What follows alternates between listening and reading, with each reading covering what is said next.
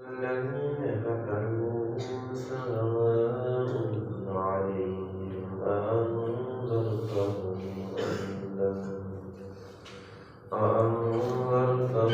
أم لم تنذرهم لا يؤمنون ختم الله على قلوبهم وعلى سمعهم وعلى أبصارهم غشاوة ولهم عذاب عظيم.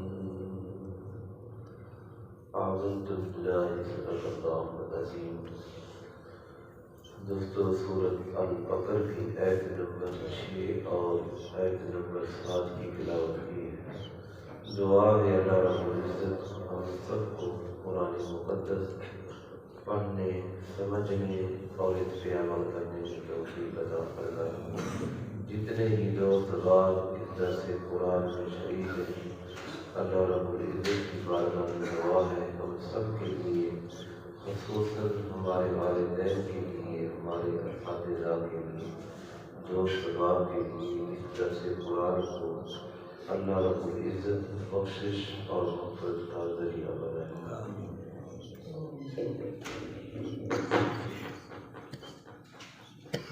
ان آیات کا شان نزول مفسرین بیان کرتے ہیں کہ یہ ابو جہل اور ابو لہب کے حق میں نازل ہوئی۔ اللہ نے پہلے ایمان کا ذکر فرمایا سورت کی ابتدا میں، اور اس کے بعد جو پرہیزگار ہیں، متقین ہیں، ان کا ذکر کر کے ایمان کی فضیلتیں، ان لوگوں کی فضیلتیں، ان کی شانیں بیان کر کے اب اللہ نے کفر کا ذکر کیا کہ ہر ایک چیز ایک دوسرے کی ضد ہے۔ ایمان کی ضد کفر ہے۔ اب اللہ پاک یہاں کفر کو بیان کرنے کے بعد آگے 13 آیات کے اندر اللہ نے منافقین کا ذکر فرما رہا ہے کہ انشاءاللہ اگر زندگی رہی تو اس کا ذکر بھی اسی طرح آئے گا۔ اس آیت نمبر 8 سے شروع ہو رہا ہے۔ تو کفر کا اللہ نے یہاں ذکر فرمایا۔ حضور علیہ الصلوۃ والسلام، اللہ نے آپ کو آخری نبی، اپنا محبوب بنا کے، ہادی بنا کے اس دنیا میں بھیجا ہے کہ جاؤ میرے دین کی دعوت دو۔ تو کوئی مانے یا نہ مانے، جو مبلغ ہے، جو تبلیغ کرنے والے ہیں، اللہ ان کو اس کا صلہ ضرور دیتا ہے۔ تو یہاں ان بڑے کافروں کا ذکر اللہ پاک کر رہا ہے۔ حضور علیہ الصلوۃ والسلام نے فرمایا ہر نبی کا ایک فرعون ہوتا ہے، اور میرا فرعون ابو لہب ہے، ابو جہل ہے۔ یہ میرا فرعون ہے، میری امت کا سب سے بڑا کافر ہے۔ تو اللہ پاک نے یہاں فرمایا ان الذین کفروا، بے شک وہ لوگ جنہوں نے کفر کیا۔ کفر کا جو لفظی معنی ہے وہ ہے چھپانا، کسی چیز کو چھپا دینا۔ اسی طرح رات کو بھی کفر کہتے ہیں، یہ لوگوں کو چھپا دیتی ہے۔ فرمایا کسان کو کافر کہتے ہیں اسی لیے کہ وہ دانوں کو زمین کے اندر چھپا دیتا ہے۔ تو کفر کا لفظی جو معنی ہے وہ ہے چھپانا، ڈھکنا، بند کرنا۔ تو اسی طرح یہ جو ان الذین کفروا سواء، تو ان لوگوں نے اپنے کفر کو ظاہر کیا، ایمان کو چھپایا، انکار کیا۔ تو اللہ پاک نے فرمایا ان الذین کفروا، بے شک جنہوں نے انکار کیا، جنہوں نے چھپایا، ایمان کو ظاہر نہیں کیا، ایمان کی طرف نہیں آئے، سواء علیہم، وہ برابر ہیں۔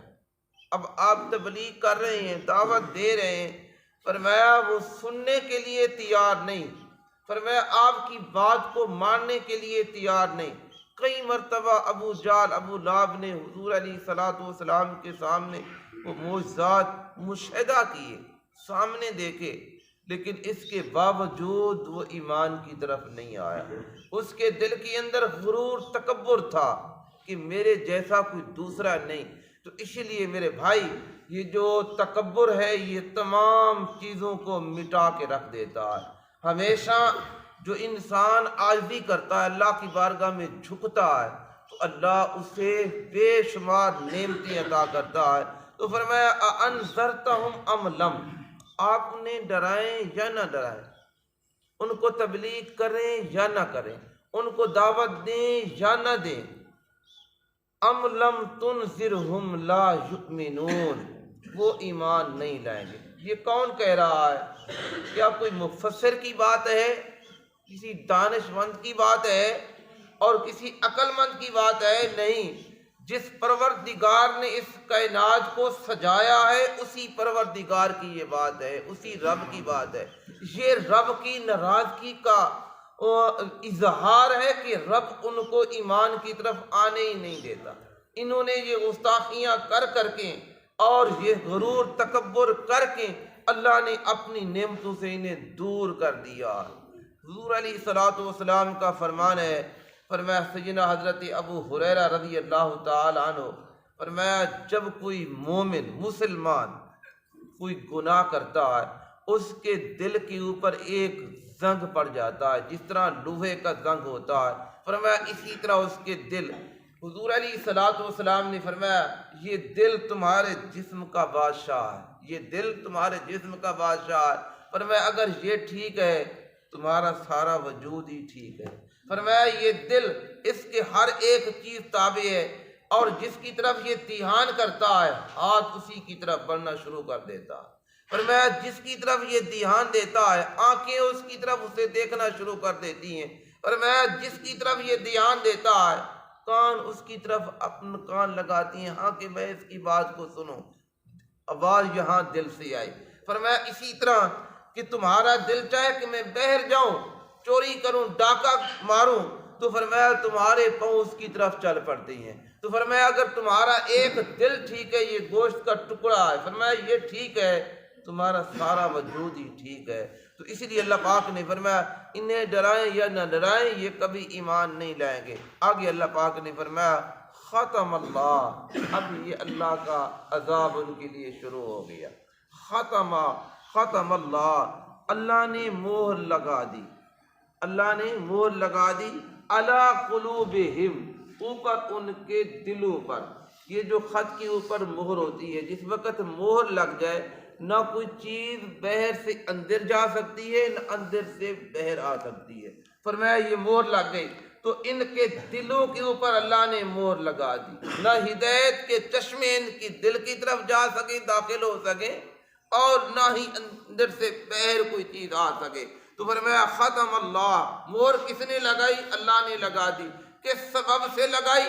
کہ اللہ کے نبی کی شان کے اندر، دین کے اندر، اسلام کے اندر ہر وقت اس کی غرور تکبر اور ہر وقت ہر دھرمی، ہر وقت ضد۔ تو فرمایا ختم اللہ علی قلوبہم۔ اچھا یہ یاد رکھیں اللہ یہاں کانوں کا ذکر بھی فرما رہا ہے، آنکھوں کا ذکر بھی فرما رہا ہے، دل کا ذکر بھی کر رہا ہے۔ یہ نہ سمجھنا کہ وہ ظاہری طور پہ وہ دیکھ نہیں سکتے تھے، ظاہری طور پہ وہ سب کچھ دیکھتے تھے، آنکھوں سے دیکھتے بھی تھے، کانوں سے سنتے بھی تھے، لیکن ان کا سننا، اسی لیے حضور علیہ الصلوۃ والسلام نے فرمایا کافر چلتا پھرتا مردہ ہے، کافر چل بھی رہا ہے، پھر بھی رہا ہے، کھا بھی رہا ہے، سب کچھ کر رہا ہے، فرمایا وہ مردہ ہے۔ فرمایا اسی طرح بندہ مومن اس دنیا کو چھوڑ کے اس کی روح پرواز کر جائے پھر بھی وہ زندہ ہے۔ اللہ کا قرآن اس بات کی گواہی دیتا ہے فَلَنُحْيِيَنَّهُ حَيَاةً طَيِّبَةً، ہم اسے پاکیزہ زندگی عطا کر دیتے ہیں۔ تو اللہ پاک نے فرمایا ختم اللہ علی قلوبہم، اللہ نے مہر لگا دی علی قلوبہم، ان کے دلوں پر، وعلی سمعہم، اور ان کے کانوں پر مہر لگ گئی، نہ یہ حق بات سن سکتے ہیں۔ اسی لیے میرے بھائی اللہ نے کان دیے ہیں تو اچھائی کی بات کو سنیں، برائی سے گریز کریں، برائی سے بچیں، غلط بات ہو، گانے ہیں اور ان سے بچیں کہ میں یہ کان ان کے لیے استعمال نہیں کرتا، میں قرآن تلاوت کے لیے۔ اچھا جس وقت آپ اچھائی کے کام سنیں گے، یہ کان دھیان دیں گے، تو تو پھر دل بھی اس کی طرف، اس کے اندر سرور آئے گا، اس کے اندر چاشنی آئے گی، اس کے اندر مزہ آئے گا۔ تو اسی لیے اللہ پاک نے فرمایا وَعَلَىٰ سَمْعِهِمْ، اللہ نے ان کے دلوں اور ان کے کانوں پر مہر لگا دی۔ وَعَلَىٰ أَبْصَارِهِمْ، یہ جو آنکھوں کا انسان آپریشن کرتا ہے، یار میری آنکھ کے اوپر تو پردہ آ گیا، اب میں اچھی طرح دیکھ نہیں سکتا، تو اللہ نے اس پردے کی بات کی ہے، یہ حق بات دیکھنے کے لیے تیار ہی نہیں۔ فرمایا وَعَلَىٰ أَبْصَارِهِمْ غِشَاوَةٌ، فرمایا ان کی آنکھوں کے اوپر ایک پردہ ہے، پٹی ہے۔ فرمایا یہ کفر کی طرف تو جا سکتے ہیں لیکن ایمان کی طرف یہ نہیں آتے۔ تو فرمایا ان کا قصور نہیں، ان کی آنکھوں کا قصور ہے، یہ حق بات کی طرف یہ دیکھ ہی نہیں سکتے۔ تو اس لیے حضور علیہ الصلوۃ والسلام کئی مرتبہ اس نے معجزے دیکھے، ہاتھوں کے اندر اس نے معجزے مشاہدہ کیے، اور وہ اپنے ہاتھ کے اندر وہ کنکریاں اٹھا کے حضور کو کہنے لگا کیا آپ یہ بتا سکتے ہیں کہ میرے مٹھی کے اندر کیا ہے؟ اللہ کے نبی نے ارشاد فرمایا ابو جہل میں بتاؤں یا یہ جو مٹھی میں چیز ہے وہ بتا دے؟ وہ کہنے لگا اگر یہ بتا دے میں ایمان لے آؤں گا۔ اللہ کے نبی نے فقط اشارہ کیا، بتاؤ وہ انگلیاں، ہاتھ کس کا ہے؟ ابو جہل کا ہے، اور کنکریاں کس کی ہیں؟ یہ اللہ کی بنائے ہوئے پتھر ہیں۔ تو اللہ کے نبی نے فقط اشارہ کیا اور اس کی مٹھی کے اندر لا الہ الا اللہ محمد الرسول اللہ، اشہد ان لا الہ الا اللہ واشہد انک محمد الرسول اللہ، ان کنکریوں نے گواہی دے دی۔ ابو جہل کی قسمت کے اندر ایمان نصیب نہیں ہوا، وہ کہنے لگا میں نے بڑے بڑے جادوگر دیکھے لیکن آپ سے بڑا میں نے نہیں دیکھا۔ تو اس لیے اللہ پاک نے فرمایا غشاوۃ، ان کی آنکھوں کے اوپر پردہ ہے، وَلَهُمْ عَذَابٌ عَظِيمٌ، اور یہ ہے سزا۔ فرمایا ان کے لیے بہت بڑا عذاب ہے، عذاب انہیں لگاتار ملتا رہے گا۔ ایک ہے چھوٹی بات، یہاں عظیم کا اللہ نے ذکر کر کے فرمایا ان کے لیے بڑا عذاب ہے۔ تو میرے بھائی دعا ہے اللہ رب العزت ہم سب کو یہ اللہ کا ہم شکر ادا کرے، اللہ نے ہمیں ایمان کی دولت عطا کی ہے، اللہ نے ہمیں ایمان دیا، یہ بہت بڑی نعمت ہے، پھر اس نبی کا امتی بنایا ہے۔ تو ہم جتنا اللہ کا شکر ادا کریں، وہ حضور کے قریب رہ کے محروم رہ گئے، ہم دور رہ کے قریب ہو گئے، ہم دور رہ کے، پاکستان کہاں ہے، مدینہ طیبہ اور عرب کہاں ہے، حضور علیہ الصلوۃ والسلام کی ظاہری طور پہ قدم کہاں لگے ہیں، تو وہاں صبح و شام حضور کو دیکھتے بھی ہیں، اٹھتے بھی ہیں، بیٹھتے بھی ہیں، وطن بھی ایک ہے، محلہ بھی ایک ہے، اور مسجد حرام بھی ایک ہے، مسجد نبوی بھی ایک ہے، لیکن وہ دور ہو گئے اور ہم دور ہو کے حضور کے قریب ہو گئے۔ تو ہم جتنا اللہ کا شکر ادا کریں اتنا کم ہے۔ دعا ہے اللہ رب العزت ہم سب کو حضور علیہ الصلوۃ والسلام کے بتائے ہوئے احکام کے مطابق عمل کی توفیق عطا فرمائے۔ آمین۔